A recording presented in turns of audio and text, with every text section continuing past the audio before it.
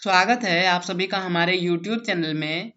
आज हम NCERT class 10 लोकतांत्रिक राजनीति के पाठ 1 सत्ता की साझेदारी के प्रश्नों को सॉल्व करेंगे। तो आगे बढ़ने से पहले अगर आपने हमारे YouTube चैनल को सब्सक्राइब नहीं किया है तो सब्सक्राइब करके बेल आइकन प्रेस कर लीजिए ताकि हमारे आने वाले वीडियो का नोटिफिकेशन सबसे पहले आपको मिल सके। तो चलिए शुरू करते हैं और देखते हैं कि कौन कौन से प्रश्न है और उसके उत्तर क्या होंगे। इसमें पहला प्रश्न है, आधुनिक लोकतांत्रिक व्यवस्थाओं में सत्ता की साझेदारी के अलग अलग तरीके क्या हैं? इनमें से प्रत्येक का एक उदाहरण भी दें।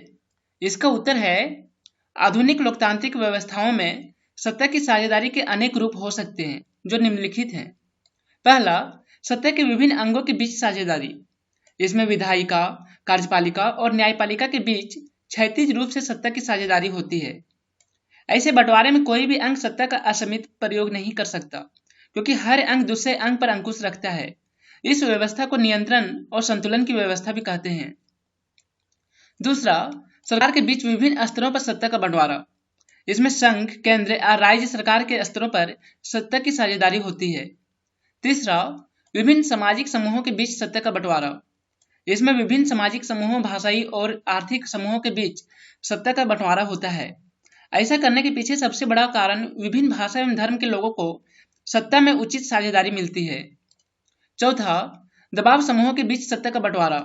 इसमें विभिन्न दबाव समूह जैसे व्यापारी, उद्योगपति, किसान और औद्योगिक मजदूर जैसे कई हित समूह दबाव समूह और आंदोलन के रूप में हिस्सेदारी करते हैं। अगला प्रश्न है, भारतीय संदर्भ में सत्ता की साझेदारी का एक उदाहरण देते हुए इसका एक युक्तिपरक और एक नैतिक कारण बताएं। इसका उत्तर है, भारत में सत्ता के बंटवारे को दर्शाने के लिए एक एक युक्तिपरक और नैतिक कारण निम्नलिखित हैं। पहला, युक्तिपरक कारण। भारत विविधताओं का देश है। ऐसे में एक कानून व्यवस्था से शांति व्यवस्था स्थापित करना संभव नहीं है। ऐसे में सत्ता के विभिन्न स्तरों को महत्व दिया गया है तथा उनके कार्य एवं अधिकार संविधान द्वारा साफ कर दिए गए हैं। और दूसरा, नैतिक कारण। हम ये जानते हैं कि अगर एक ही प्रकार की सरकार होगी तो ज्यादा से ज्यादा लोगों की भागीदारी सरकार में नहीं हो पाएगी क्योंकि एक ही सरकार के होने से वह निरंकुश हो जाएगी। इसलिए भारत में विभिन्न स्तरों पर सरकारों का वर्गीकरण किया गया है। अगला प्रश्न है, इस अध्याय को पढ़ने के बाद 3 छात्रों ने अलग अलग निष्कर्ष निकाले। आप इनमें से किससे सहमत हैं और क्यों? अपना जवाब करीब 50 शब्दों में दें। थम्मन, जिन समाजों में क्षेत्रीय, भाषाई और जातीय आधार पर विभाजन हो सिर्फ वही सत्ता की साझेदारी जरूरी है। मथाई, सत्ता की साझेदारी सिर्फ ऐसे बड़े देशों के लिए उपयुक्त है जहां क्षेत्रीय विभाजन मौजूद है। और औसेप, हर समाज में सत्ता की साझेदारी की जरूरत होती है भले ही वह छोटा हो और उसमें सामाजिक विभाजन ना हो। उत्तर, मैं औसेफ के कथन से सहमत हूं क्योंकि सत्ता की साझेदारी लोकतांत्रिक व्यवस्था के लिए बहुत ही जरूरी है चाहे समाज में विभाजन हो या ना हो, क्योंकि सत्ता की साझेदारी लोकतंत्र की आत्मा है और लोकतांत्रिक व्यवस्था वह है जिसके अंतर्गत लोगों के बीच सत्ता का बंटवारा हो। अगला प्रश्न है, बेल्जियम में ब्रुसेल्स के निकट स्थित शहर मर्चटेम के मेयर ने अपने यहाँ के स्कूलों में फ्रेंच बोलने पर लगी रोक को सही बताया है। उन्होंने कहा कि इससे डच भाषा ना बोलने वाले लोगों को इस फ्लेमिश शहर के लोगों से जुड़ने में मदद मिलेगी। क्या आपको लगता है कि यह फैसला बेल्जियम की सत्ता की साझेदारी की व्यवस्था की मूल भावना से मेल खाता है? अपने जवाब करीब 50 शब्दों में लिखें। इसका उत्तर है, स्कूल में फ्रेंच बोलने पर रोक लगाना बेल्जियम की सत्ता के साझेदारी के मूल भावना के खिलाफ है क्योंकि बेल्जियम में जो व्यवस्था अपनाई गई है उसमें सभी भाषा के लोगों को समान अधिकार दिए गए थे। अगला प्रश्न है, नीचे दिए गए उदाहरण को गौर से पढ़ें और इसमें सत्ता की साझेदारी के जो युक्तिपरक कारण बताए हैं उनमें से किसी एक का चुनाव करें।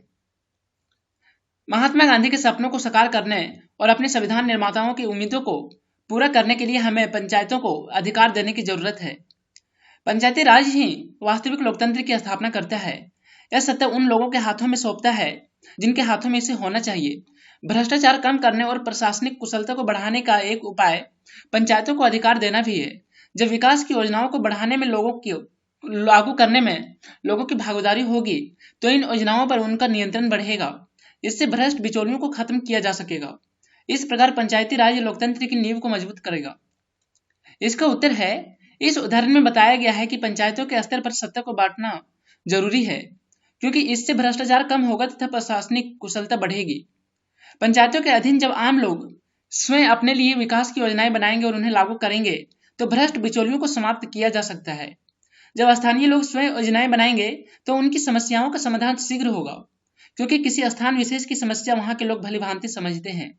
इस प्रकार विकास करने के लिए जरूरी है कि पंचायतों को अधिकार सौंपे जाए, जिससे लोकतंत्र की नींव मजबूत हो।